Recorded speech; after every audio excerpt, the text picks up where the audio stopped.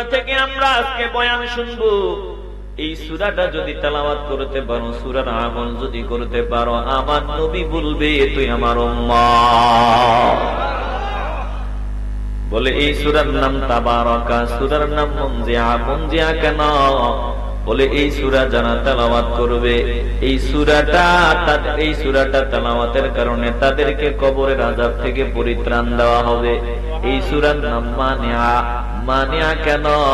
বলে এই সূরাটা যারা তেলাওয়াত করবে, এই সূরা লড়াই করে হলেও তাদেরকে কবরের আযাব থেকে বাঁচাইয়া, জাহান্নাম থেকে বাঁচাইয়া তাদেরকে জান্নাতে প্রবেশ করায় দিবে। একটু আওয়াজ দিয়ে বলেন না আল্লাহু আকবার। বলেন, যা বললাম এই সূরা তেলাওয়াতের প্রয়োজন আসেনি? একটু দিল নিয়ে অনুধাবন করে নিবেন। এই সূরাটা এমন দামি সূরা, আল্লাহ নবী রাহমাতুল লিল আলামিন বলেছেন উম্মতের দল। কোরআনে কারিমে 30 আয়াত বিশিষ্ট সূরা, এই সূরা মুলক। যারা তেলাওয়াত করবে এই সূরাটা তাদেরকে জাহান্নাম থেকে বাঁচাইয়া জান্নাতে প্রবেশ করায় দিবে। বলেন, কোরআন মানুষকে সুপারিশ করার পাওয়ার আছে না নাই? আস্তে বলবেন না, জবান খুলে বলেন প্রয়োজন আছে না না? এই সূরাটা এমন দামি সূরা, একজন সাহাবী নিজের অজান্তে পুরানো একটা কবরস্থানের উপর তাবু বানাইলেন। তিনি জানতেন না নিচে যে একটা পুরানো কবরস্থান, একটা কবর, এটা জানতেন না। বলে কবরের উপরে তিনি তাবু বানাইলেন। তাবু বানাইয়া ওই তাবুর ভিতরে যখন বিশ্রাম নিতেছেন, হঠাৎ করে তিনি আল্লাহর কালামের সূরা মুলকের তেলাওয়াতের আওয়াজ শুনতে পেলেন। এ ভাই, এ ভাই, যাই পেশাব পেশাব, হ্যাঁ পেশাব পেশাব। এই যে আমরা আসছি না, আমি যে আসছি, রাস্তাঘাটে তো ওই ট্রাকের ঝামেলা, যানজটের ঝামেলা, কত ঝামেলা। আলহামদুলিল্লাহ আল্লাহ সময় মতো আসছে, শুকর কার? সময় মতো আসছি আলহামদুলিল্লাহ, এজন্য হাজারো শুকরিয়া। তো এসেছি, অনেক সময় আমাদের প্রস্রাবের ব্যাগ থাকে, প্রেসার থাকে, কিন্তু মাহফিলটা যাতে নষ্ট না হয় এজন্য 2 মিনিটও সময় নষ্ট করি না, সোজা স্টেজে বসে যাই। কথা কয় না? এখন আমার যারা দাওয়াত করে আনছে, আমি যদি বলি যে আমার এখন প্রস্রাবের ব্যাগ আছে, আমার একটু যাওয়াই লাগবে, আপনারা 10টা মিনিট বসেন, আমি কাজটা সারিয়ে আসি। আপনারা ওই শ্রোতা যারা কইবেন চাঁদপুর থেকে হুজুর একটা লই আইছে, কেরুম্মা ব্যাককলের ব্যাককল, আমগরে কয় 10 মিনিট বসেন, আমি প্রস্রাব করে। এটা কোনো কথা হইল? আপনারাই বলবেন যে না না, এটা কোনো কথা, কি বক্তা নিয়ে আইছে, কয় আমি কাম সেরে আসি, আপনারা বসেন। শ্রোতারা অনেক মাইনাস হয়ে যেত, চলে যেত। কথা কন ঠিক কিনা? আমরা যদি কষ্ট করে বয়ান শুনাইতে পারি, আপনারা একটু কষ্ট করে বয়ান শুনতে পারবেন না? আসতে বলবেন না, পারবেন না? আরে ভাই, ভালোবাসা থাকলে সবকিছু সম্ভব। কথা কয় না? এই জন্য অনেকে বলে ভালোবাসার দাম নাই। আমরা বলবো ভালোবাসা ছাড়া টুপির দাম নাই, ভালোবাসা ছাড়া আমলের চারা পয়সার কোনো দাম নাই। আগে ভালোবাসা, পরে ইবাদত। কথা বলেন ঠিক কিনা? আমরা মহব্বত দেখাই তো, ওই যে নেইমার আর মেসিদের খেলা চলতে আছে, নেইমার আর মেসি। এখন 20 মিনিট বাকি আছে, গোল একটা দিলে যে কোনো একদল জিতিয়া যাবে। আছে 20 মিনিট, প্রস্রাবেরও চাপ, দত্তুরি প্রস্রাবের গুল্লি মারি, আগে খেলা শেষ করি। কথা কয় না? আসতে বলবেন না, জবান খুলে বলেন ঠিক কিনা? এটা ভালোবাসার টানে হয়। তো আমরা ওখানে ভালোবাসা দেখাইলে আমরা লাভ না ক্ষতি? ক্ষতির কামটাই তো বেশি করি। একটা মুরব্বী যদি উঠতো কিচ্ছু কইতাম না, কারণ মুরব্বী মানুষ, বয়স শেষ। এখন দিয়ে ওয়াজ থেকে মুরব্বীরা উঠা বসা করে না, কি আশ্চর্য! উঠা বসা করে 20 বছরের, 30 বছরের, 10 বছরের এই মানুষগুলো, এই কম বয়সের মানুষগুলো শুধু উঠা বসা করে। কয় ফেসাবে ধরছে। যদি বাথরুমের কথা কইতো তাও বুঝাইতে পারতাম, কয় ফেসাবে ধরছে।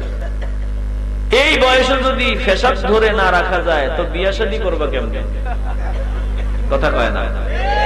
আসতে বলবেন না, জবান খুলে বলেন। কপালে দুঃখ। আসলে বাস্তবতা কি জানেন? বাস্তবতা বুড়াগুলো ভালো আছে, জোয়ানগুলো বুড়ার চাইতেও খারাপ হয়ে গেছে। এই মোবাইলে এখন অনেক দেখা বাচ্চা করে পাকায় লেছে। কথা কন ঠিক কিনা? প্রিয় ভাইরা, এখানে এসেছেন নিজের ইচ্ছায়, এটা কোরআনের ক্লাস, এখান থেকে নিজের ইচ্ছায় যাওয়া যাবে। যদি হাজত থাকে দাঁড়ায় আঙ্গুল উঠাইবে, প্রস্রাবের জন্য হইলে কয় আঙ্গুল, পায়খানার জন্য হইলে কয় আঙ্গুল, এছাড়া যাওয়া যাবে। আল্লাহ কবুল করুন, জোরে বলেন আমিন। আপনারা রাগ করছেন? একটু দিল দিয়ে অনুধাবন করিয়া লান। ওই যে না চলে আসছে, আপনি উঠছেন ভালো হয়েছে, আপনার উচিলে এখন বাকিরা উঠতে ভয় পাইব। কথা কয় না তো? ভালো হয়েছে, আল্লাহ যা করে ভালোর জন্যই করে। কথা কন ঠিক কিনা? আল্লাহ আমাদেরকে কবুল করে, জোরে বলেন। এবার একটু দিল দিয়ে অনুধাবন করিয়া নেন। এরে বাবা, আলোচনা শুরু হয়েছে আর শেষ হবে, মাঝখানে আর কোন থামাথামি হবে না। একটু দিল নরম করিয়া দেন। একজন সাহাবী নিজের ভুলবশত, নিজের অসচেতনতা বশত একটা পুরান কবরস্থানের উপরে তাঁবুটা বানাইলেন। হঠাৎ করে তিনি কান লাগায় শুনতে পেলেন সূরা মুলকের তেলাওয়াতের ধ্বনি ভাসিয়ে আসতেছে, তেলাওয়াত আসতেছে। ব্যাপার কি? তেলাওয়াত কে করে? কোত্থেকে তেলাওয়াত? এবার ভালো করে কান লাগায় শুনে, যেই জায়গায় তিনি তাঁবু গাড়াইলেন, তাঁবু বানাইলেন, ঠিক বরাবরের নিচ থেকে, মাটির ভেতর থেকে সূরা মুলকের তেলাওয়াতের আওয়াজ ভেসে আসে। তাবারাকাল্লাযী বিয়াদিহিল মুলক ওয়া হুয়া আলা কুল্লি শাইইন কাদির।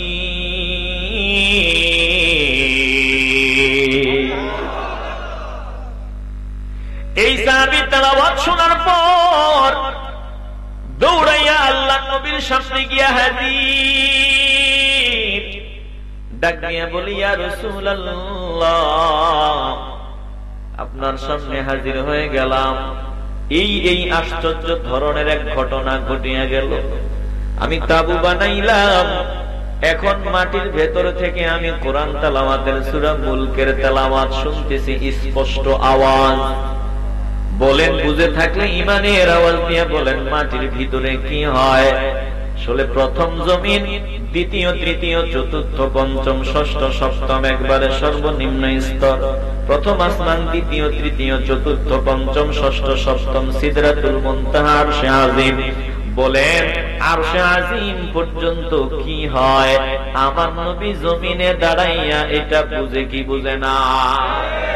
নবীজিকে আল্লাহ এমন দৃষ্টি দিছে, এটা স্পেশাল কিছু। আল্লাহু আকবার বলেন। আল্লাহ নবী জমিনে দাঁড়াইয়া জমিনের নিচে কি হয় দেখেন, সাত আসমানের উপরে দেখেন, আমার নবী কবরের আযাব দেখেন, আমার নবী জান্নাত দেখেন, জাহান্নাম দেখেন। বলেন, আমার নবীকে পাওয়ার যিনি দান করেছেন, বলেন তিনি কে? আল্লাহর নবী রাহমাতুল লিল আলামিনের চক্ষু মোবারক আছে, তোমারও চোখ আছে। নবীর জিহ্বা মোবারক, তোমারও জিহ্বা। নবীর কান মোবারক, তোমারও কান। নবীর অঙ্গ প্রত্যঙ্গ তোমার মতো না রে বাবা। সব কিছুর মধ্যে একটা ভিন্নতা আছে, জোরে কোন ঠিক কিনা? বলেন তো, দুনিয়ার কেউ জান্নাত দেখা সম্ভব? আসতে বলবেন না সম্ভব? আমার নবী জান্নাত দেখছেনি? আওয়াজে মনে হয় ভেজাল আছে। আমার নবী জান্নাত দেখছেনি? আল্লাহ বলে, দুনিয়ায় থেকে এমন চোখ নাই যে চোখ দিয়ে জান্নাত দেখা যায়। আদাতু লিইবাদিয়াস সালিহিন মা লা আইনুন রাত ওয়ালা উযুনুন সামিআত ওয়ালা খাতারা আলা কলবি বাশার। আল্লাহ নবী বলেন, আল্লাহ তাআলা বলেছেন, বলে হাদিসে কুদসি সহিহ হাদিস, ভালো করে খেয়াল করেন। আল্লাহ নবী বলেন, আল্লাহ তাআলা বলেছেন, আমি আমার নেককার বান্দাদের জন্য এমন জান্নাত রেডি করে রাখছি, মা লা আইনুন রাত, যা কোনো চক্ষু দিয়া দেখা যায় না, ওয়ালা উযুনুন সামিআত, যা কান দিয়া শোনাও যায় না, ওয়ালা খাতারা আলা কলবি বাশার, হৃদয় দিয়ে উপলব্ধিও করা সম্ভব না, এমন নিয়ামত আমি আমার পাগলাদের জন্য রেডি করে রাখছি। এবার বলেন, আমার নবী জান্নাত দেখছেনি? একটু ইমানের আওয়াজ লাগবে। আমার নবী জান্নাত দেখছেনি? জান্নাতের নিয়ামত দেখছেনি? এবার বলেন, আল্লাহ বলছেন এমন চোখ নাই যে চোখ দিয়া জান্নাত দেখা যায়, অথচ আমার নবীর এমন চোখ জান্নাত দেখছে। ব্যাপারটা কি? বলে, আরে তোদের চোখ আর আমার নবীর চোখে ভিন্নতা আছে। কথা কোন ঠিক কিনা? তোরাও মানুষ, আমার নবীও মানুষ, তোদের মতো না, ভিন্নতা আছে। কথা বলেন ঠিক কিনা? তো ভেজাল লাগাই দিলাম তো। বলে, হুজুর আমরা তো সূরা কাহফের আয়াত জানি, আল্লাহ বলছেন নবীজিরে, দোস্ত আপনি বলেন, ইন্নামা আনা বাশারুম মিসলুকুম, আমি তোমাদের মতোই একজন বশর, ইউহা ইলাইয়া, আমার কাছে ওহী আসে। ব্যবধান আছে না নাই? আমরা তো তেলাওয়াত করি, আল্লাহ নবীরে আল্লাহ শিখায় দিয়েছেন, আপনি বলেন আমি তোমাদের মতো দেখতে বশর, আমি তোমাদের মতো একজন বশর। ভালো করে খেয়াল করে নেন, একটু দিল দিয়ে অনুধাবন করেন। আমরা নবীজিকে ফেরেশতা বলি না, আমরা নবীজিকে মানুষ বলি, বশর বলি। তবে ভিন্নতা কি? তোমরা নবীজিকে আমাদের মতো মানুষ বলো, আমরা বলি নবী মানুষ, তবে আমাদের কারো সাথে কোনো দিক থেকেই কোনো তুলনা চলে না। জোরে কোন ঠিক কিনা? নবীজি বলছে আমি তোমাদের মতো বশর, তো আমরা কইতে অসুবিধা কি? কথা কয় না? নবীজি বলছে। এখন আমি যদি বলি আপনাকে, আল্লাহ নবী দোয়া পড়েছে, রব্বানা যালামনা আনফুসানা ওয়া ইল্লাম তাগফির লানা ওয়া তারহামনা লানাকুনান্না মিনাল খাসিরিন। অন্যান্য নবীরাও পড়েছেন, আমার নবীও বলেছেন, রব্বানা যালামনা আনফুসানা, আয় আল্লাহ আমরা জুলুম করলাম, আমি জুলুম করলাম নিজের নফসের উপর। ওয়া ইল্লাম তাগফির লানা, যদি আপনি ক্ষমা না করেন, মাফ না করেন, লানাকুনান্না মিনাল খাসিরিন, অবশ্যই অবশ্যই আমি জাহান্নামীদের অন্তর্ভুক্ত হয়ে যাব, ক্ষতিগ্রস্ত হয়ে যাব। এখন যদি আমি বলি যে নবী দোয়া করেছেন আমি গুনাহগার, এখন তুমি যদি বলো আমার নবী গুনাহগার, তোমার মতো বেয়াদব নবীর উম্মত হওয়ার যোগ্যতা রাখো না। জোরে কোন ঠিক কিনা? আসতে বলবেন না, জবান খুলে বলেন ঠিক কিনা? বুঝা কথা কাউনি। ইমাম সাহেব মসজিদে দোয়া করলো, আয় আল্লাহ আমি গুনাহগার, নালায়েক না খানদান, কমিন কম ভক্ত, আয় আল্লাহ তোমার দরবারে ফরিয়াদ জানাইলাম, দামি দামি বান্দাদের নিয়ে হাত বাড়াইলাম, যারা হাত পছন্দ হয় ওই হাতের উসিলায় আমাকে সহ সকলকে কবুল করেন, মাফ করেন। ইমাম সাহেব দোয়া করলো, আমি গুনাহগার, নালায়েক না খানদান, কমিন কম ভক্ত। এখন মুসল্লি যদি মসজিদ থেকে বের হয় বলে আমার ইমাম সাহেব কমিন, নালায়েক না খানদান, কম ভক্ত, গুনাহগার না ফরমান, বলে তুমি এটা কেন বললা? বলি ইমাম সাহেব বলেছে এজন্য বললাম। আপনারা বলেন এই মুসল্লি আদব ওয়ালা নাকি বেয়াদব? আসতে বলবেন না, আদব ওয়ালা না বেয়াদব? সাবধান, দিল দিয়ে অনুধাবন করিয়ালাম। আল্লাহর নবীর কাছে পরিচয় জানতে চাওয়া হয়, বেঈমানদের সামনে আমার নবী বলেন আমি তোমাদের মতোই বশর, বলে ইমানদারদের সামনে আমার নবী ভিন্ন কথা বলেছেন। আবু বকররে ডাক দিয়ে বলছেন, আইয়ুকুম মিসলি, তোমাদের কে আছো আমি নবীর মতো? আল্লাহু আকবার বলেন। বলে আমার নবী ইমানদারদের সামনে বলেছেন তোমাদের কে আছো আমার মতো। বেঈমানরা যখন প্রশ্ন করলো, নবীর পরিচয় জানতে চাইলো, আল্লাহর নবী তখন সংক্ষেপে আল্লাহর পক্ষ থেকে জানায় দিলেন আমি তোমাদের মতো বশর, তবে ব্যবধান আছে, আমার কাছে ওহী আসে। চিল্লায়ে কোন আল্লাহু আকবার। আমি কে? আমি মাওলানা, মুহাদ্দিস, মুফসির, মুফাসসির, ঘুরানি, ফিরানি, এই সেই কত কিছু কইয়া যদি কই আমি আবু হানিফ আনোয়ারি, এটা কি সুন্দর হইল? কথা কয় না। আমি কে জানতে চাইছি? আমি আবু হানিফ। পরিচয় কি? আমি আল্লাহর একজন বান্দা, নবীর একজন উম্মত। কথা কোন ঠিক কিনা? দিল দিয়ে অনুধাবন করেন, সাবধান। আল্লাহর নবীর চোখ এমন চোখ, যেই চক্ষু দিয়ে আরশে আজিমে গিয়া আল্লাহকে দেখা যায়। বলে এমন চোখ, আল্লাহর নবীর এমন চোখ, যেই জমিনে দাঁড়াইয়া জমিনের নিচের খবর বলে দেওয়া যায়। আল্লাহর নবী একদিন সালাম ফিরাইয়া, নামাজের সালাম ফিরাইয়া বললেন, শোনো, তোমরা নামাজে কে কি করো আমি নবী জানি, তোমরা মনে করিও না কে কি করো আমি জানি না। আমি দুনিয়ার সাধারণ কোন ইমাম না, আমি এমন ইমাম, আমি সামনে যেমন দেখি পেছনেও তেমন দেখি, সামনে পিছনে সব আমার জন্য সমান। জোরে কোন আল্লাহু আকবার। ও রবি গো, আপনি আর কি দেখেন? বলি আমি জমিনের নিচেও দেখি, আসমানের উপরেও দেখি, সব আমার নবী দেখেন। আমার নবীর দৃষ্টির এমন পাওয়ার। মুসলমান নবীর আশিকের দল এই সাহাবা আসিয়া বলি, ইয়া রাসূলুল্লাহ, একটু মন চাইলে মহব্বতে ডাক দেন, বলেন ইয়া রাসূলুল্লাহ। একটু চিল্লায় বলেন না ইয়া রাসূলুল্লাহ, আর জোরে বলেন ইয়া রাসূলুল্লাহ। বলে ইয়া রাসূলুল্লাহ, এই ঘটনা আমি মাটির ভেতর থেকে তেলাওয়াত শুনতে পেলাম, স্পষ্ট সূরা মুলকের তেলাওয়াতের আওয়াজ। আল্লাহর নবী ডাক দিয়া বলে, শোনো, এই ব্যক্তিটা জমিনে সূরা মুলক তেলাওয়াত করতো, এই সূরাটারে ভালোবাসতো, তেলাওয়াত করতো। আজ কবরে তাকে যখন আযাবের ফেরেশতারা হামলা চালাইতে চায়, বলে এই সূরাটা কবরের ভেতরে বান্দাকে আযাব থেকে বাঁচায়া দিতেছে। জোরে কোন আল্লাহু আকবার। এই সূরা বান্দার কবরে তেলাওয়াত চলতেছে, বান্দার কবরে সূরা তেলাওয়াত চলতেছে। মুসলমান নবীর আশিকের দল, একটু কলিজাটা নরম করে প্রত্যেকটা কথা দিলের ভিতরে ঢুকায় নাও। বলে হাসরের ময়দানে একজন বান্দাকে তার গুনাহের কারণে জাহান্নামের আগুনের শিকল লাগাইয়া জাহান্নামের ফেরেশতারা টানা হেঁচড়া করিয়া নিয়ে যাবে। বান্দার গুনাহের কারণে বান্দা জাহান্নামী হবে।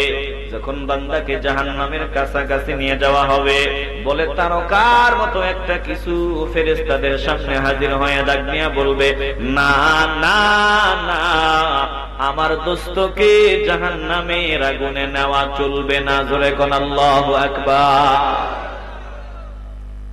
ওই দিন বান্দা নজর দিয়া দেখবে, কোরআন বান্দার সামনে দাঁড়ায়া যাবে। ফেরেশতারা বলবে, তুমি তো ভালো করেই জানো আমরা নিজের ইচ্ছায় বান্দাকে জাহান্নামের আগুনের শিকল লাগাই নাই, আমাদের নিজস্ব কোনো পাওয়ার নাই, ক্ষমতা নাই। আল্লাহর অর্ডার, বান্দার জন্য জাহান্নাম নির্ধারিত, বান্দাকে জাহান্নামে নিক্ষেপ করা লাগবে। এবার ফেরেশতাদের সামনে দাঁড়াইয়া মাওলার কালাম সূরা মুলক কথা বলবে, ডাক দিয়া বলবে, না না না, তোরা জানো না বাদশার যেমন পাওয়ার, বাদশার কথারও পাওয়ার আছে। জোরে কোন আল্লাহু আকবার। কোরআন আল্লাহর সাথে কথা বলবে, মালিক, আয় আল্লাহ, আমি সেই কালাম যাকে তোমার দোস্তের উপরে তুমি নাজিল করেছিলা, তোমার কালাম। অতএব এই বান্দা জমিনে এই আমি সূরার সাথে মহব্বতের সম্পর্ক তৈরি করেছিল বলে আমি সূরাটাকে বান্দা ভালোবাসতো, তেলাওয়াত করতো। আজ বান্দা জাহান্নামে যাবে এটা হতে পারে না। না না না, আমি থাকতে বান্দাকে জাহান্নামের আগুনে জ্বলতে দিতে পারবো না। এবার আল্লাহ ডাক দিয়া বলবে, যাও যাও যাও, তোমার সুপারিশ মঞ্জুর করিয়া নিলাম। এই সুপারিশের খাতিরে আমি আল্লাহ বান্দাকে মাফ করে জান্নাতি বানায়া দিলাম। তালিল কুরআন পসন্দ পেশে খুদা, হুর গিলমান লা জুরম বাহরশ ফেদা, গর কুরআন খনি শবারুজে হাবিব, হুর গিলমান তেরা বাশদ নসিব। ও মুসলমান ইমানদার, আল্লাহর কোরআনকে মহব্বত করো, জান্নাতের হুর গিলমানরা তোমার জন্য অপেক্ষমান। কবর হবে জান্নাতের টুকরা। বলে দুনিয়া থেকে বিদায়ের সময় কোরআন তোমার সাথী হয়ে যাবে, কবরে কোরআন তোমার সাথী হয়ে যাবে। বান্দাকে কবরে শোয়া দেওয়ার পর বান্দা নজর দিয়ে দেখবে দুনিয়ার সব মানুষ বিদায় হয়ে গেল, গেল, কে জানি বান্দার কবরে হাজির। বান্দার কবরে পায়ের দিক থেকে জাহান্নামের আযাবের ফেরেশতা আসতে চায়। দুনিয়ার কত বন্ধু বান্ধব ছিল, কেউ আজকে কবরে গেল না। দুনিয়ার মানুষগুলো যতদিন প্রয়োজন পুরা করতে পারলাম, ততদিন দুনিয়ার মানুষগুলো আমাকে ভালোবাসলো, মহব্বত করলো। প্রয়োজন পুরাইতে পারলাম না, আমি ব্যর্থ হয়ে গেলাম। ভেতর থেকে রুহটা বের হয়ে গেল। বিবি ডাক নিয়ে বলল, তাড়াতাড়ি কর, আমার স্বামীর লাশটা কবর দেওয়ার ব্যবস্থা কর। সন্তান ডাক নিয়ে বলে, বাবার লাশটা কবর দেওয়ার ব্যবস্থা কর। বন্ধু বলে, তাড়াতাড়ি বন্ধুর লাশটা কবর দেওয়ার ব্যবস্থা কর। এ মুসলমান নবীর আশিকের দল গো, দুনিয়াটা কেমন। আসরের পর প্রোগ্রামে রওনা দিলাম। সন্তান মাগরিবের পরে ফোন দিল, হুজুর আপনি কোথায়? বললাম, বাবা আমি প্রোগ্রামে রওনা দিলাম। বলে, যাবেন প্রোগ্রামে, অসুবিধা নাই। আমার বাবা আপনারে অনেক মহব্বত করতো, অনেক ভালোবাসতো। আমার বাবা জমিন থেকে বিদায় হয়ে গেছে। বলে, আসরের পর মাগরিবের আগে জমিন থেকে বিদায় হয়। ডাক নিয়ে বললাম, শীতের মৌসুম, সকালবেলা জানাজা দিলে হয় নানি? বলেন, না না না, এত লম্বা সময় হয়ে যাবে। এশার পর পর চিন্তা করেছি যত দ্রুত সম্ভব জানাজা দিয়ে দিব, কাফন দাফন হয়ে যাবে। এটাই দুনিয়া। দুনিয়াতে তুমি কারো প্রিয়জন না, শুধুই প্রয়োজন। প্রয়োজন ফুরিয়ে গেলে দুনিয়াতে কেউ কারো না। যত দ্রুত সম্ভব সাদা কাপড়ের প্যাকেট বানাইয়া মাটিতে গর্ত খনন করিয়া মাটি চাপা দিয়া দিবে রে বাবা। এই যে আমার কবর দিয়া দিল, আমার আপন মানুষগুলো সব চলে আসলো। বান্দার অবস্থা কি হয়? আল্লাহ নবী বলছেন, তোমরা মনে করো কবরওয়ালা বুঝে না। না না না, ইন্নাল আবদা ইযা উদিআ ফি কবরিহি ওয়া তাওয়াল্লা আনহু আসহাবুহু আন্নাহু লা ইয়াসমাউ করাআনি আলিহিম। আল্লাহ নবী বলেন, যখন কোন বান্দাকে কবর দেওয়া হয়, বান্দাকে কবর দিয়া মাটি চাপা দিয়া যখন আপন মানুষগুলা এক এক করে বিদায় নেওয়া শুরু করে দেয়, বিদায় নেওয়ার সময় পায়ের জুতার যে একটা শব্দ হয়, পায়ের যে একটা আওয়াজ হয়, আল্লাহর নবী বলেন, আন্নাহু লা ইয়াসমাউ করাআনি আলিহিম, কবরওয়ালা কবরে শুইয়া জুতার শব্দটা পর্যন্ত শুনতে পায়। আল্লাহর বান্দাকে কবরের ভিতরে রাখা হয়। এরে বাবা, মরার পর সব শেষ না, মাত্র শুরু। একটু দিলটা নরম করিয়া দাও, একটু কলজার ভিতরে কথাগুলো ঢুকায় নাও। বান্দাকে যে কবর দিয়ে চলে গেল, বলে দুনিয়ার কেউ আমার কবরের সাথী হইল না। বান্দা নজর দিয়া দেখবে, কি জানি বন্ধু একজন কবরে হাজির হয়ে গেল। জাহান্নামের ফেরেশতারা পায়ের দিক থেকে আসতে চায়, বলে পায়ের দিক থেকে কেউ একজন বাধা দিতেছে। না না না, আমার দোস্তকে পায়ের দিক থেকে আসিয়া কষ্ট দেওয়া চলবে না, আমি পাহারাদার হিসাবে দাঁড়ায় গেলাম। মাথার দিক থেকে আসতে চায়, মাথার দিক থেকেও আওয়াজ দিয়া বলতেছে, না না না, আমার দোস্তকে পায়ের দিক থেকে এসে কষ্ট দেওয়া চলবে না, আমি পাহারাদার আছি। বলে ডান দিক থেকে আসতে চায়, ডান দিক থেকে ডাক দিয়া বলে, না না না, ডান দিক থেকে এসে আমার দোস্তকে কষ্ট দেওয়া চলবে না। বাম দিক থেকে আসতে চায়, বাম দিক থেকেও বাধা দেওয়া হয়। এবার আযাবের ফেরেশতারা বিদায় হয়। কবরওয়ালা ডাক দিয়া বলবে, কে গো, তুমি কে? আজ আমার কবরে আমাকে আমার বন্ধু হিসাবে হাজির হয়ে গেলা। বলে, শুনিয়া লও, আমি তোমার বন্ধু। জমিনে তেলাওয়াত করেছো, আমি তেলাওয়াত কৃত মাওলার কালাম, আমি সূরা মুলক কবরে হাজির হয়ে গেলাম। টেনশন নাই, তোমার জান্নাত পর্যন্ত পৌঁছায়া দেওয়ার আগ পর্যন্ত সাথী হিসাবে আছি। জোরে কোন আল্লাহু আকবার। বাবারা, এই মাহফিল হওয়াতে শয়তান খুশি না বেজার? আসতে বলবেন না, খুশি না বেজার? সব শয়তানদের কররা ডিউটি এখানে চলতেছে, কথা কয় না। শয়তান চায় যাতে মাহফিলটা সুশৃঙ্খল ভাবে সমাপ্ত না হয়, কথা কন। বলেন, আমরা শয়তানের কথা শুনবো? আসতে বলবেন না, শুনবো? কে কে আজকে মুনাজাত পর্যন্ত এই মাহফিলে সময় দিয়ে যাবেন? দুই হাত উঁচু করে আল্লাহকে দেখায় দেন।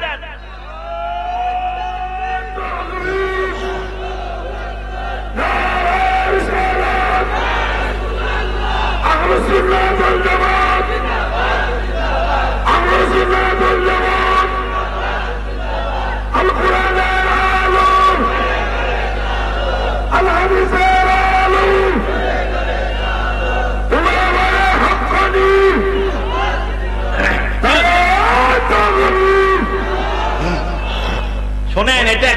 ইমানের পরীক্ষা। আমি রাস্তা থেকে আওয়াজের শব্দ শুনতে পাচ্ছি, রাস্তা থেকে আওয়াজ আসতেছে আমাদের এখানে, আমি কথা বলে যাচ্ছি। আজকে আপনাদের এখানে মেহমান হিসাবে এসে বিপদে পড়ছি। নয়তো আমরা যখন বয়ান করি তখন শব্দ আসলে আমরা কথাই বলি না। এখন এসেছি যেহেতু বিপদে পড়ছি, বহু দূরে আসছি, কিছু সময় কিন্তু প্রায় শেষ। নিয়মিত আমল করতে চাই কি চাই না? এ মুসলমান নবীর আশিকের দল, এবার আসেন একটু সংক্ষিপ্ত আলোচনার দিকে নজর দেই। আল্লাহ তাআলা সূরার শুরুতে বললেন বিসমিল্লাহির রাহমানির রাহিম তাবারাকাল্লাযী বিয়াদিহিল মুলক ওয়া হুয়া আলা কুল্লি শাইইন কাদির। একটু আওয়াজ দিয়ে বলেন না আল্লাহু আকবার। আল্লাহ তাআলা বলেন অতীব মহান বরকতময় আমি আল্লাহ, অতীব বরকতময় আল্লাহ, যিনি যার হাতে সর্বময় কর্তৃত্ব রাজত্ব পাওয়ার ক্ষমতা। বলেন সমস্ত রাজত্ব ক্ষমতা পাওয়ার একজনের হাতে, বলেন তিনি কে? তিনি যাকে চান রাজত্ব দান করেন, যাকে চান রাজত্ব থেকে নামায়া দেন, যাকে চান ইজ্জত দান করেন, যাকে চান বেইজ্জতি করেন। বলেন ইজ্জত সম্মান মর্যাদা যিনি দান করেন তিনি কে? আসতে বলবেন না, জবান খুলে বলেন তিনি কে? আল্লাহ তাআলা বলেন আমি আল্লাহর পাওয়ার সব জায়গায় চলে, এমন কোন জায়গা নাই যেখানে আমার পাওয়ার চলে না, ক্ষমতা চলে না। বলেন সব জায়গায় যার ক্ষমতা চলে, বলেন তিনি কে? ওয়া হুয়া আলা কুল্লি শাইইন কাদির।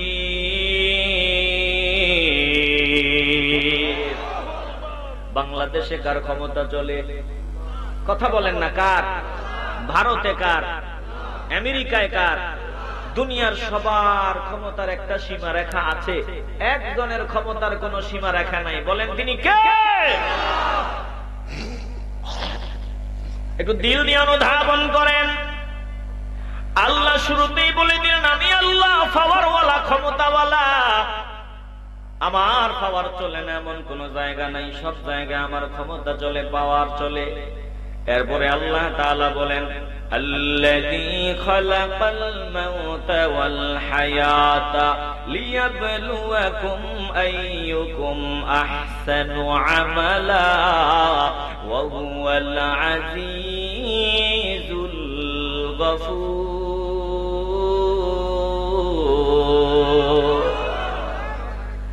আমার আল্লাহ সেই মহান সত্তা যিনি মরণ আর জীবন সৃষ্টি করলেন। কেন মরণ আর জীবন সৃষ্টি করলেন? লিয়াবলুয়াকুম আইয়ুকুম আহসানু আমালা, বলে পরীক্ষা নেওয়ার জন্য কি আমলের দিক থেকে উত্তম, ভালো আমলের দিক থেকে উত্তম, এটা পরীক্ষা নেওয়ার জন্য আল্লাহ বলেন আমি মরণ আর জীবন সৃষ্টি করলাম। এ মুসলমান নবীর আশিকের দল, মরণের কথা আল্লাহ আগে বললেন, জীবনের কথা আল্লাহ পরে বললেন। আমাদের দৃষ্টিকোণ থেকে যদি চিন্তা করি আগে জীবন পরে মরণ, কিন্তু আল্লাহ এই আয়াতে আগে মরণের কথা বললেন পরে জীবনের কথা বললেন। বলেন আমাদেরটা ঠিক নাকি আল্লাহরটা ঠিক? আসতে বলবেন না, জোরে বলেন কারটা ঠিক? অনেক বেআক্কল আছে, যুক্তিতে মিললে মানে, যুক্তিতে না মিললে মানে না। এরা আক্কলওয়ালা না, এরা বেআক্কল। কথা কোন ঠিক কিনা? আল্লাহর বান্দা যারা তারা বলবে বুঝে আসুক না আসুক, আল্লাহ যেটা বলেছেন ওটাই সত্য। বুঝে আসলেও মানি, বুঝে না আসলেও মানি। বলে আল্লাহ যেটা বলছেন এটাই সত্য, জ্ঞানের স্বল্পতার কারণে বুঝি না। বলে যদি জ্ঞান থাকে অনেকেই বুঝে, আবার সবকিছু বুঝা সম্ভব হবে না। জোরে কোন ঠিক কিনা? আল্লাহ বলছেন আগে মরণ পরে জীবন, এটাই ঠিক আছে।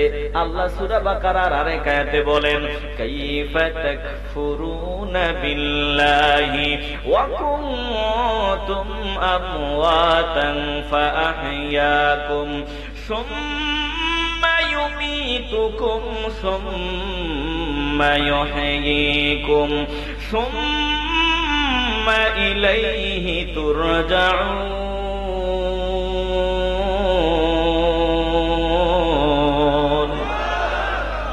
কিভাবে তোমরা গাদ্দারি করো, বেয়াদবি করো।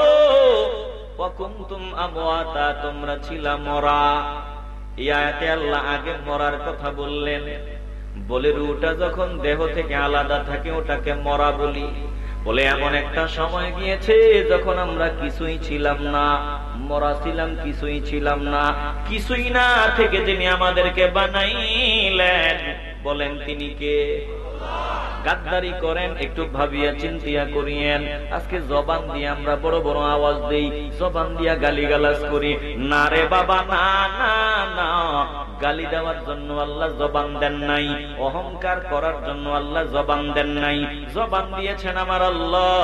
কতদিন জবান চলবে জানি না, যে কোনো সময় জবানে তালা লাগিয়া যেতে পারে।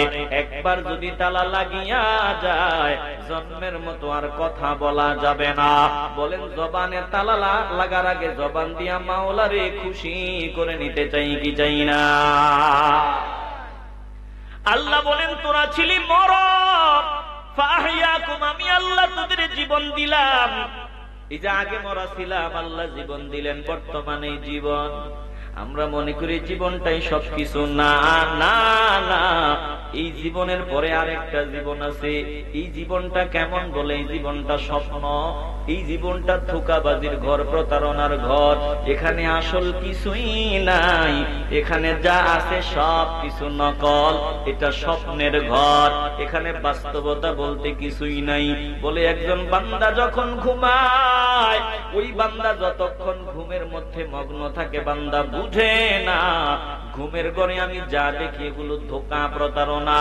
বুঝে কখন? বলে স্বপ্নটা যখন ভাঙ্গে তখন বান্দা বুঝে আমি এতক্ষণ স্বপ্নের মধ্যে ছিলাম। একজন বান্দা এই দুনিয়াটা যে স্বপ্ন, এই দুনিয়াটা যে ধোঁকাবাজির ঘর, বান্দা এটা ততক্ষণ পর্যন্ত বুঝে না যতক্ষণ পর্যন্ত বান্দার সামনে আজরাইল হাজির না হয়। আজরাইল যখন হাজির হয় তখন বান্দা বুঝে দুনিয়া কিছুই না, এখন বান্দার মরণ হয়ে যাবে। কিন্তু এখন বুঝিয়া কোনো লাভ নাই। বান্দা তখন বলবে আল্লাহ আমি বুঝি নাই, কোরআনের ময়দানে গিয়া বয়ান শুনি নাই, বরং আমি ডিস্টার্ব করেছিলাম। আল্লাহ আমি বুঝি নাই, মাফ করে দাও। বলে আল্লাহ আমি বুঝি নাই, নামাজ পড়তে যাই নাই, এখন থেকে ওয়াক্ত নামাজ কাজা হবে না। আয় আল্লাহ আমি বুঝি নাই, দিনের পথে আমি শপথ দান করা প্রয়োজন ছিল, করি নাই। আল্লাহ গো আর এই ভুল হবে না, ক্ষমা চাই, মাপ চাই। একটু সুযোগ যদি পাই আর জীবনে এমন ভুল হবে না। আল্লাহ বলে না না না, এখন আর বুঝিয়া কোনো লাভ নাই। স্বপ্ন ভাঙ্গিয়া গেছে, আজরাইল সামনে দাঁড়ায় গেছে। এ মুসলমান নবীর আশিকের দল, লোহা সোজা হয় আগুনে গেলে, লোহা নরম হয় আগুনে গেলে। বলে মানুষগুলা সোজা হয়, নরম হয়, অহংকার দূর হয় আজরাইল যখন সামনে দাঁড়ায় যায়। বলেন আজরাইল আসার আগে আমরা বিনয়ী বান্দা হতে চাই কি চাই না? এরে বাবা কতদিন আর থাকবা? একটু দিল দিয়ে অনুধাবন করিয়া লাও, যাওয়ার সময় কিন্তু খুব নিকটে, যাওয়ার সময় মোটেই দূরে না রে বাবা।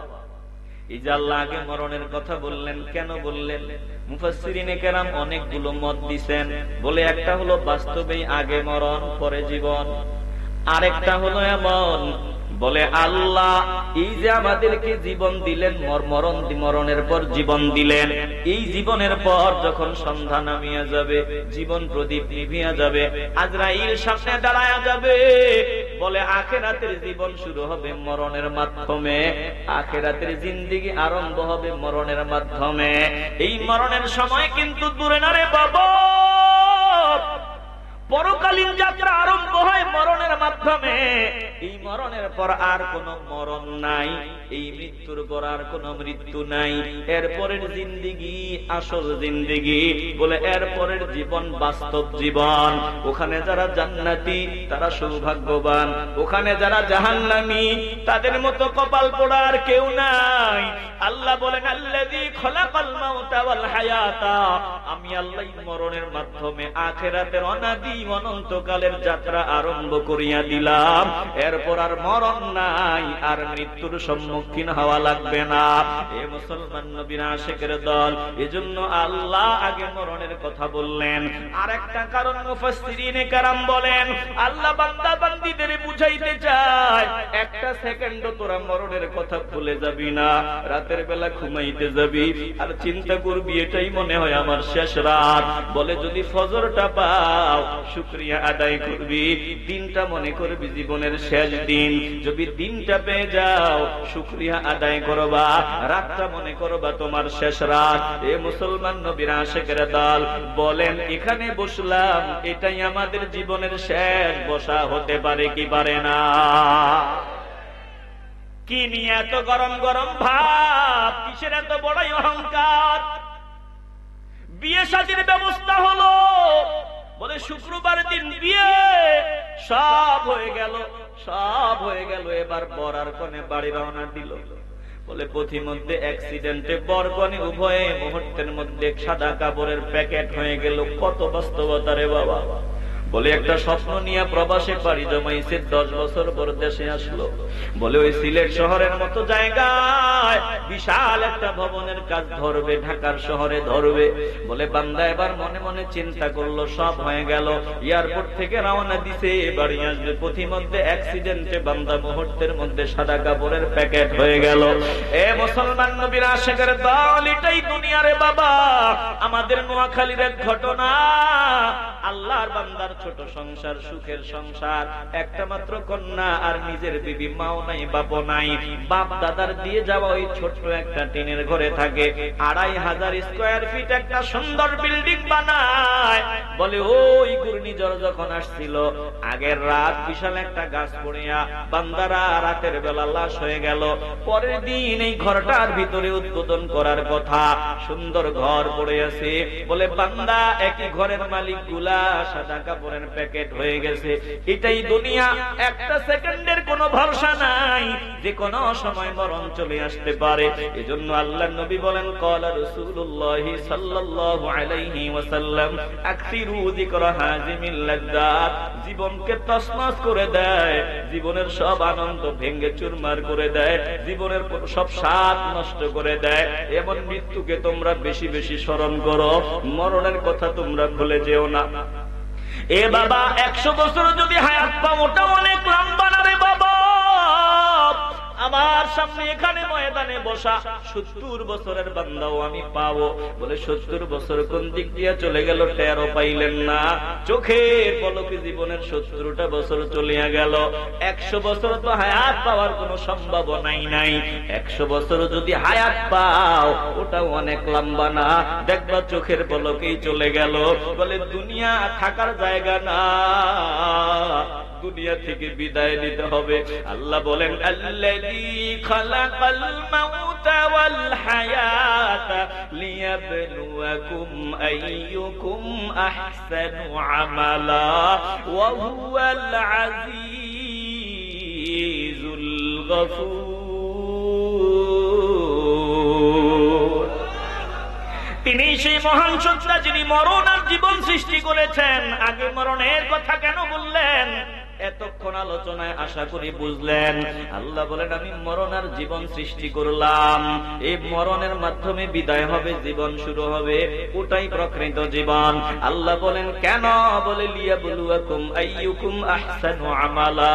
আমি পরীক্ষা নিব, এজন্য তোমাদের মধ্যে কে আমলের দিক থেকে উত্তম, কে ভালো আমলের দিক থেকে অগ্রগামী, এটার পরীক্ষা নেওয়ার জন্য আমি মরণ আর জীবন সৃষ্টি করলাম। এই দুনিয়াটা পরীক্ষার জায়গা। পরীক্ষার হলে যদি যাও, তুমি যা লেখো তোমার ইচ্ছা, লেখলেও তোমার ইচ্ছা, কলম কামড়াইলেও ইচ্ছা। কারণ তোমার ওই 3 ঘন্টা 3.5 ঘন্টা হায়াত, ওই এটাই সময়টা তুমি পাবা। এই সময়ের আগে তোমারে ধাক্কা দিয়ে বের করে দেওয়া হবে না। বলে সময়টা যখন শেষ, খাতা টান দিয়ে নিয়ে যাওয়া হবে, আর সময় নাই। দুনিয়াটা যেহেতু পরীক্ষার জায়গা, এজন্য তুমি চাইলে বয়ানে বসো, মন না চাইলে বাজারে যাও। কেউ তোমারে মারপিট করবে না, ধাক্কা ধাক্কি করবে না, এটা পরীক্ষার জায়গা। মন চাইলে তুমি মসজিদে যাইবা, মন না চাইলে নাই। বলে দুনিয়াটা এমনই, কিন্তু এই সময়টা বেশি না। যখন মেয়াদটা ফুরিয়ে যাবে, আজরাইল সামনে দাঁড়ায়া যাবে, আর 1 সেকেন্ডও সময় পাবা না। এ মুসলমান গো, দিল দিয়ে অনুধাবন করিয়া লো। দিলটা যদি পরিষ্কার হয়, ইমানের আওয়াজ দিয়ে বলবেন, ওই সময় আসার আগে আমরা মাওলার দরবারে খাঁটি তওবা করিয়া নিতে চাই কি চাই না? আল্লাহ আয়াতের শেষে কি বললেন? আয়াতের দিকে খেয়াল করেন, ওয়া হুয়াল আজিজুল গফুর। আল্লাহ বলে, আমাকে সেজদা দিবি না, এটা তোর ব্যাপার। কোরআন তেলাওয়াত করবি না, তোর ব্যাপার। গাদ্দারি করবি, এটা তোর ব্যাপার। তবে গাদ্দারি বেশি দিন টিকবে না। আল্লাহ বলেন, যারা গাদ্দার তাদের জন্য আমি আজিজ, আমি আল্লাহ কঠোর পরাক্রমশালী। আর যেই বান্দাগুলা ভুল হয়ে গেছে, গুনাহ হয়ে গেছে, নাফরমানি হয়ে গেছে, জান্নাতের বাগানে আসার পর দিলটা নরম হয়ে গেল, আল্লাহকে ডাক দিল, আল্লাহ জিন্দেগি গুনায় গুনায় কাটায়া দিলাম, অথচ এই কাজের জন্য জমিনে আমারে পাঠাও নাই। আয় আল্লাহ, বড় ভুল হয়ে গেল, তোমার দরবারে ক্ষমা চাই, মাপ চাই। বলে, যেই মানুষগুলা মাপ চাইবে, ক্ষমা চাইবে, ভুল স্বীকার করে নিবে, এই মানুষগুলার জন্য আমি আল্লাহ গফুর, আমি তাদের জন্য ক্ষমাশীল, আমি তাদেরকে মাফ করে দিব, ক্ষমা করে দিব। আর যারা গাদ্দারি করবে তাদের জন্য আমি আজিজ। হে মুসলমান নবীর আশিকের দল, দিল থেকে মহব্বতের আওয়াজ দিয়ে বলবেন, জীবনে যত নাফরমানি করলাম, যত ভুল ত্রুটি হয়ে গেল, বলেন আমরা সকল ভুলের জন্য মাওলার দরবারে তওবা করিয়া নিতে চাই কি চাই না? এ বাবা, জীবনে নামাজ পড়ি নাই, আজ থেকে একটু নামাজও ছাড়বো না। জবান দিয়া কথায় কথায় মিথ্যা বলতাম, আর জবান দিয়া মিথ্যা বলবো না। বলে, ফজরের সময় ঘুমাইয়া কাটাইতাম, আর ফজর কাজা করবো না। সামনে রমাদানুল মুবারক, আল্লাহ যদি হায়াত লম্বা করে দেয়, রমজান পর্যন্ত পৌঁছায়, আর জীবনে একটা রোজাও ভাঙবো না। মা বাবার সাথে গরম গরম ভাব দেখাইতাম, আর মা বাবার সাথে বেয়াদবি করবো না। কথা বলার সময় জবান দিয়া গালি দিতাম, আর জীবনে গালি দিব না। বলে, আর যত নাফরমানি আছে সব নাফরমানি থেকে ফিরে আসব। বলেন, আমরা খাঁটি তওবার নিয়ত করে ফেলতে চাই কি চাই না? আয় আল্লাহ, আমাদের সকলের তওবা কবুল করেন, জোরে বলেন আমিন। প্রিয় ভাইরা, একটু ইমানের আওয়াজ দিয়া বলবেন, এই মাহফিল হওয়াতে আমরা খুশি না বেজার? দেখি কারা কারা খুশি, দুই হাত উঁচু করে আল্লাহকে দেখান। নারায়ে তাকবীর, নারায়ে রিসালাত, আহলে সুন্নাত ওয়াল জামাত, চিল্লায়ে বলে মারহাবা। এই মাহফিলটা যদি না হইতো, দূর দূরান্ত থেকে আলেম ওলামারা এখানে আসতো না, বয়ান শুনতে পারতেন না। বলেন তো, এই বয়ানগুলো আমাদের প্রয়োজন আসেনি? আসতে বলবেন না, প্রয়োজন আসেনি?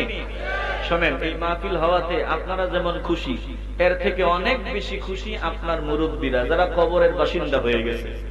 এই বিশ্বাস আছেনি? কার কার আছে হাত উঠান। মাশাআল্লাহ, তাইলে আমরা পাক্কা ঈমানদার, আল্লাহ কবুল করেন।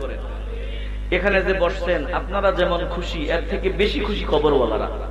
এজন্য এই মাহফিলটা কয় বছর পর্যন্ত চলতেছে? 16তম। বলেন, যাদের উসিলায় মাহফিলটা শুরু হয়েছিল তারা কি আজকে আছে? সবাই? অনেকে চলে যায় নাই। এখন যারা আছে, আগামীতে সবাই থাকবে, কোনো নিশ্চয়তা নাই। তবে মাহফিলটা যারা শুরু করে গেছে, এখানে যত নেকি হয়, আল্লাহ তাদেরকে, আমরা সবাই মিলে যত নেকির মালিক হই, সমান নেকির মালিক তাদেরকে বানায় দেয়। আরে সুবহানাল্লাহর আওয়াজ নাই? সব দেখবেন, সব দেখবেন। এখন আমরা নজর দিয়ে দেখি টাকা, কিন্তু যখন আজরাইল সামনে আসবে তখন দেখবো নেকি। তখন কি দেখবো? তখন গুনাহও দেখবো, নেকও দেখবো। তখন গুনাহ বেশি, এজন্য আফসোস করব, কান্না করব, লাভ নাই। তখন কান্না করে কোনো লাভ নাই। এজন্য নবী আল্লাহর কাছে দোয়া করতেন, আল্লাহুম্মা রযুকনি আইনাইনি তাবকিয়ানি মিন খাশিয়াতিকা ক্বাবলা আন ইয়াকুনা আদ-দামউ দামা। আয় আল্লাহ, আমারে কান্না করার মতো দুইটা চক্ষু দেন। ওই দিন আসার পূর্বে, যেদিন কান্না করলে রক্ত ঝরবে, আপনার মায়া হবে না, ওই দিন আসার আগে দুনিয়াতে বেঁচে থাকতে কান্না করার মতো দুইটা চক্ষু দান করেন। তাহলে বলেন, ওই দিন কান্না করে কোনো লাভ আছে? এজন্য একটু ঈমানের আওয়াজে বলবেন, যা কিছু আছে সবকিছু কার? আওয়াজ দিয়ে বলবেন, কার? আমি কার? আসমান কার? জমিন কার? এই সব সম্পদ যা আছে, আমরা বলি আমার আমার আমার আমার, কিচ্ছু আমার না, সব একজনের। বলেন, তিনি কে? যেখানে আপনি থাকেন, যে জমির ফসল আপনি খান, এই জমিতে আপনার দাদা ঘাম ছড়াইছিল, আপনার দাদার দাদা ঘাম ছড়াইছিল, আপনার বাবা ঘাম ছড়াইছিল। এখানে অনেকেই আছেন দাদার কবরটা কোথায় দেখায় দিতে পারবেন, কথা কয় না। তাইলে ওরা তো ছিল মাত্র 20 বছর আগে ছিল। এটাই দুনিয়া। কিছুদিন কামলাগিরি করি, যতদিন কামলা দিতে পারি ততদিন সবার কাছে দাম। কামলা দিতে পারবো না, তাড়াতাড়ি সাদা কাপড়ের প্যাকেট বানাইয়া মাটি চাপা দিয়ে চলে আসবে, বাস। এজন্য নিজের জন্য কিছু করে যাওয়া দরকার। আপনি যে সম্পদ রেখে যাবেন, এই সম্পদ দিয়ে আপনার ছেলে আপনার জন্য ইসালে সওয়াব করাবে।